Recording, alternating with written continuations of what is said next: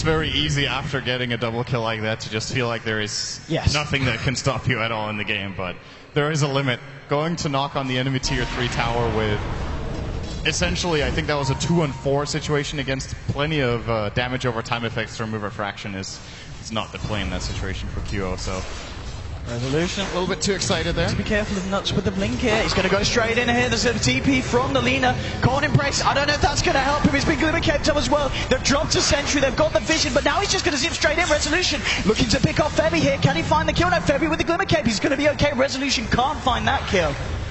Gets himself away. What's he found? He's found Nuts. Nuts. Oh, looking for the stone. Resolution actually out of mana here.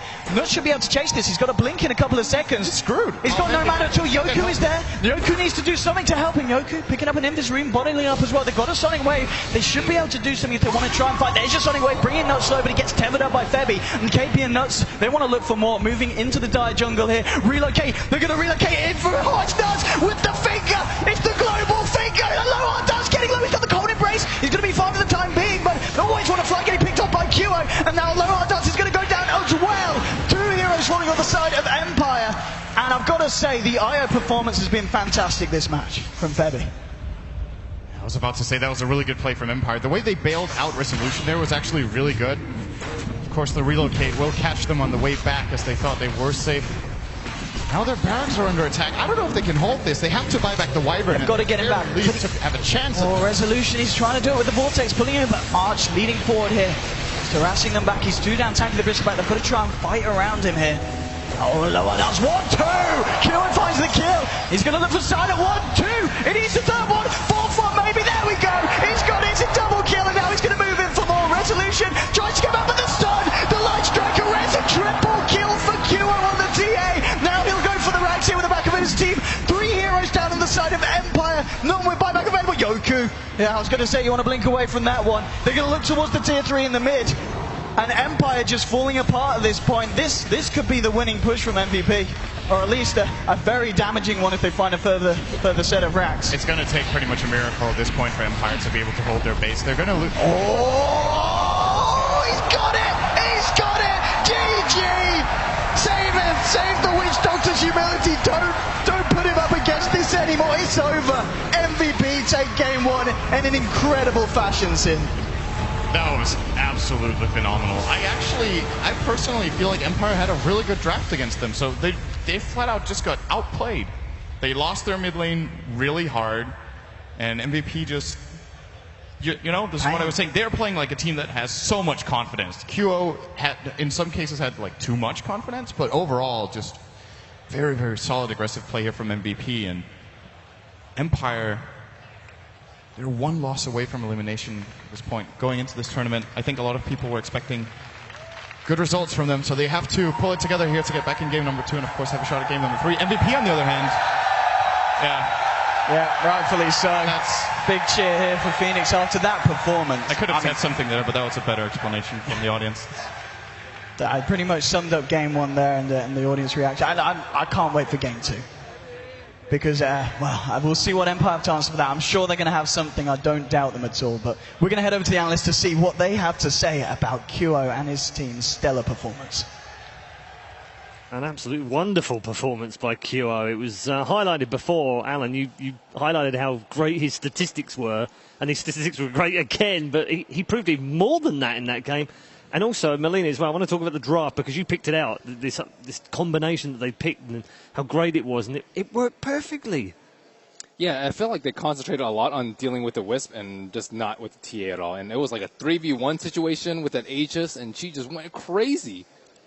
Yeah, I mean, the good part for them was that they picked Wisp Bristleback really early, and 3 heroes at least felt like they were, you know, dedicated to counter the Wisp, which ended up being, you know, fine. You killed the Wisp. He was 2, 5, and 7. But as March previously showed, they don't care about it if you're going to have a fun game. It's about winning, and TA was not being stopped. And this is it's just MVP's recipe for success. They draft really good team-oriented lineups. They play very well as 5, and at the end of the day, I mean, QO just goes ham. That was one of the more unbelievable individual performances we've seen so far in this event. Let's take a look back at some of the highlights from the game as well. We'll go back to around about 14 minutes to start things off.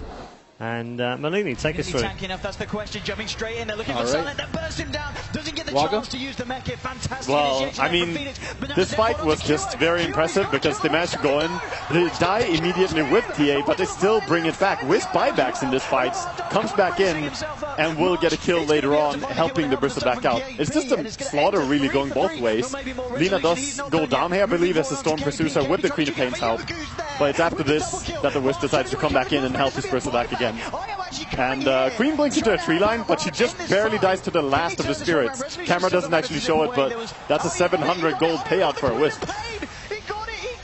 So yeah, this is pretty much the story of the game. Just aggression. This is exactly what we expected from these two teams. Yeah.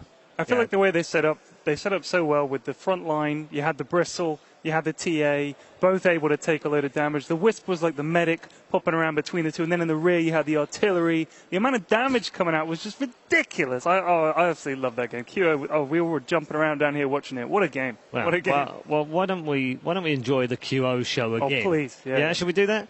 Because 30 minutes in, this happened. Care of it, so OG have to was go for losing natural it. hard Yeah, to- well, I think Alan was losing up here. I wrote a note down on my page. It says OMG. Yeah, this is a fight that starts, pretty standard, but then something happens where Dire tried to commit on the backline, going for the Wisp again, whereas TA just goes behind and starts hunting down the Storm Spirit at first, and then turns over and keeps chasing people in the backline. And meanwhile, in frontline for Lina, she's also getting kills. So the entire of MVP just doing a good job in this fight. And buybacks coming out from Empire, but as they keep fighting, they realize that running out of mana on Storm is not the best thing to have happen for you. As they start chasing after QO, the last man alive. But look, there's no panic here from him. You can tell he's like, okay, I'm going to evaluate this. Are there any kills I can pick up? And he immediately thinks, well, maybe the crop. Yeah, the fact that they don't have detection here really saves his life. Yeah. Like, it definitely does. And at this point, he gets the blink away, and he's so strong when he has all the refractions up. Storm uses a really aggressive jump here, which puts him in a terrible spot. He has nothing to do there. And TA just shines. Oh, man. Oh, it was beautiful. It was beautiful. Storm was really underfarmed, and they also didn't itemize terribly well for armor. We saw the Ghost Scepter and the Yules out on the Queen of Pain. We saw like a plate mail, but again, when you see like Fear or someone play Razor, he has mech plus Shivas plus AC. Yeah. I think when we measure on the desk, when we're watching the games, during the games, we've got this kind of... It's not a statistical measurement, so don't shoot me down just yet, Nahaz, please. But it's more a feel, and I felt like the QO moment was probably the loudest this desk has got during a match so far. So is that the top piece of play you've seen? Well, we keep setting records for that, don't we, on this desk today? I mean, these matches just keep getting more and more unbelievable. And yeah, I just brought it up, just sort of staring at the numbers right now. That QO's damage output in that game, he did 26.5k damage to enemy heroes during that match. That's more than twice as much as the next closest hero. That was Razor on the Empire side, and we talked about it before that match. MVP plays so well as a team, it just frees QO up to do so many things. You have to address his hero. Yeah. We're getting ready for the second game, but where does this leave Team Empire, Wagga? Well, I mean, they're shook after this. MVP first taking down Newbie and now also coming in showing more strength. Empire, they're coming off a loss into this, and losing the first game as well, that can really hurt your momentum. So I hope they have something prepared in this case, bring out something new, because playing the same style, I actually think MVP are really happy to just have the full-on aggression. I think Empire can out-farm them if they manage to slow the game down. I mean, you guys were saying that Empire picked a draft to counter MVPs, and they still lost. And QO absolutely destroyed them. That was one of the best single performances we've seen in this TI. I mean, and like Alan said, it wasn't actually just QO. The team performance was amazing. So do Empire still try and fight, or do they go and farm? Like, what do you do now as a reaction? I think they took a drafting fall, honestly, because they started countering really hard, picking the Winter Wyvern first and into Witch Doctor, just really working in the early off, showing your supports to counter the Wisp. And then they just got kind of exposed for a Lion and Lina combination, where they had so much to just burst anyone who gets frozen. Like, we didn't see anyone get cold embraced and live in this game, pretty much. I mean, we may have seen one guy live from that. But normally that can be a very tough spell to deal with, not for the MVP lineup. Ben, what were your overall feelings for Team Empire in that last game? I feel like it shouldn't be that difficult to handle an IO and Wiz. I feel like IO and Bristleback, if that combination were stronger, then more teams would be picking it. But at the same time, no one's really been able to counter it. And we saw the Winter Wyvern plus the Witch Doctor that's generally pretty good. Maybe they're not picking the right heroes. Again, we thought the Timbersaw would have been a really good pickup for them.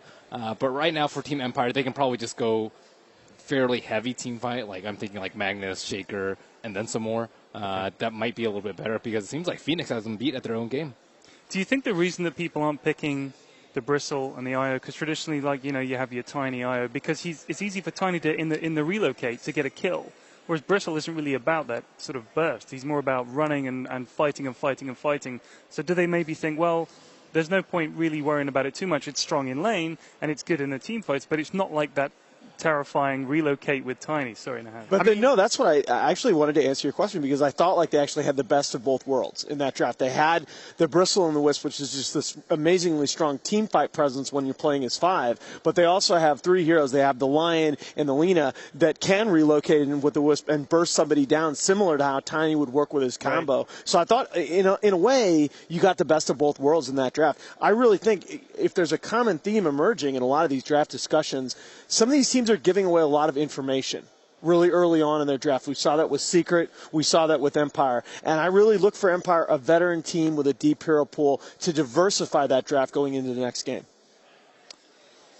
Pretty much it. I think MVP also gained a lot from the fact that, I mean, it's not that teams have never played against Wisp and Bristleback as a combination before. It's just that it's not something people do usually anymore. It was really trending roughly like 5+ months ago. It was run a lot. But now teams have kind of, lost track of how to deal with that effectively, maybe not so updated on that anymore. And, of course, MVP, they have played this for a much longer time than 5 months. They've always liked this combo. Yeah, I think that was the key thing that Alan said at the very beginning of the game. They love that combination, so they're going to know it inside out. And then, like you said, maybe